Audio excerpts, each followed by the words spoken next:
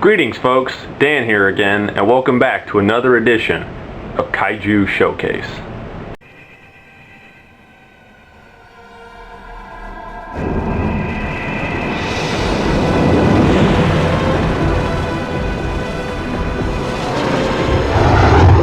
Alright folks, I'm sure a lot of you have seen this coming already, especially if you watched the last video I just put up, but today we're going to be reviewing the theater exclusive Gamera from Gamera 2 Advent of Legion.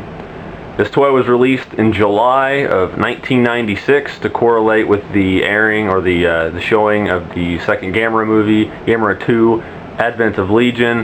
This is a theater exclusive, i.e. it was only released and sold during the theaters. I don't know what they did with extras after the fact. If somebody could clarify that for me, that would be nice. But yes, generally you had to be in Japan and at the theater that was selling these to acquire these brand new, unless you have some really good connections. Of course, the big allure for this toy is, of course, it's an 8-inch Bandai toy. It is essentially just a revision of the standard Gamera figure from the line that was released for the movie. But of course, the big thing is the coloration of it. It is the color it's actually molded in. It is translucent orange. The body and legs are molded in, and then obviously you got the sweet reds, and then the color that's painted on there, and it just looks really cool because sometimes you could see it kind of through the paint. And whether that was intentional or not, it totally looks badass because of it's supposed to capture the scene is when he's doing his big manta ray thing or whatever they call it, where he destroys Legion. We'll talk about that more later. Now, if I had one complaint for this toy, and this is like the smallest complaint ever, it's like microscopic, minute, makes almost no difference. I really probably shouldn't mention it here, but I'm going to anyway. While the head looks fine, the head and tail are not actually molded to that clear translucent orange. They are actually painted. Yeah, they're actually painted, I believe. Hang on.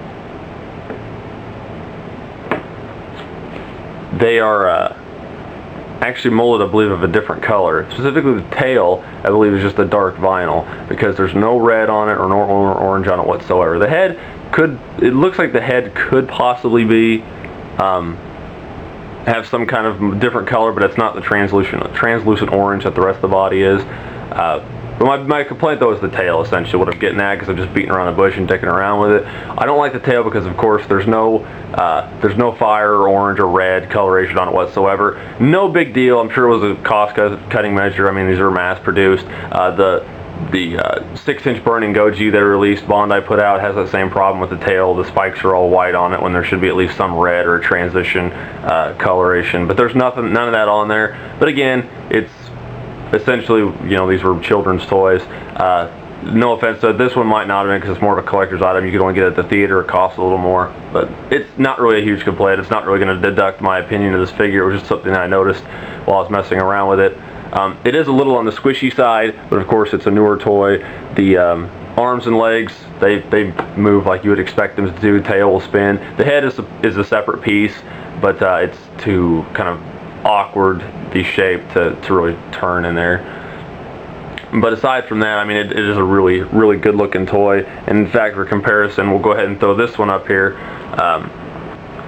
This is the standard release of the toy. Of course, this one's slouching a little more for me because of the way I got his legs. Actually, both of these, I'm sure you know about the video I did before, but the theater exclusive was from a friend of mine, Mike Russo, aka Legion. Very thankful for him doing that to me, sending that to me, or trading that to me. And then the standard one is actually from another friend of mine, Ultraman Kronos, Frank. And if you want a review of the standard figure, I'll just include a link to the review he did, which is very good, and I actually really liked it. I'm very glad he sold this to me. But there's just a comparison to see. They're the same toy, it's just the way they're molded and painted, essentially. And I do like the gold. There's this awesome gold that I showed on the back. That's really cool. That's not on the standard figure. It's just like a kind of a metallic green or teal that's on the standard one.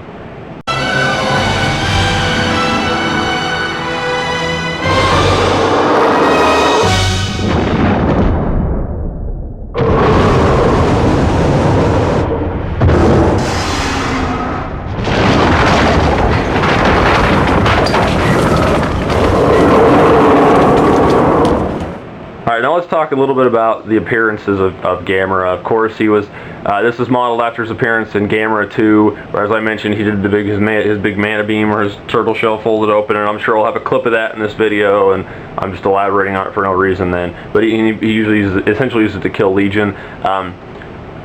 It's not a big subject I'm going to go into. If you want to know about the actual film, just go watch my review I did for KMR for Gamera 2. I actually go into it a lot more. Just watch that one. It'll explain everything you need to know. And it's cool how they tried to capture that scene. It's probably one of my favorite scenes in the movie. That last fight is, you know, Gamera 2 is my favorite Gamera movie of all time. And it's got my favorite Kaiju. So essentially, in a nutshell, all I need now is Bandai 8-inch Legion, which is very difficult to find, and a little bit on the expensive side. And speaking of stuff being expensive,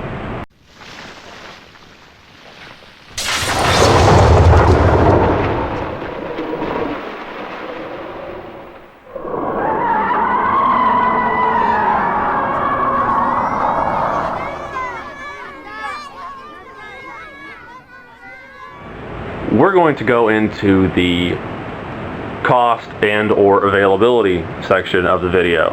And it is raining, and if you hear that rain, my apologies. You can hear rain like no other, and it's raining pretty good outside. So this house just makes a lot of noise. But anyway, availability, these are a rather limited toy. You cannot just find these anywhere. Of course, it was only released in 1996, like I said. And to my knowledge, please correct me if I'm wrong, but I'm pretty sure I'm not. This was the first theater-exclusive Gamera toy Bandai ever did. I'm pretty sure there was not one for the first Gamera movie. And because it was the first, it was either not purchased very heavily, or it was just not readily made. Personally, they've only done 2 to my knowledge. They did this one, and they did the Plasma Fist one for Gamera 3. This one is my favorite overall because I like the action pose of this toy, and I just like the sheer, there's more amounts of orange and red, and I think that looks really cool. It makes the toy look more striking. And that availability or whatever kind of affects, I wouldn't say it's rare by any means, but it's just not super common. I think that rare term is thrown around a lot. I'm sure a lot of folks will agree with me.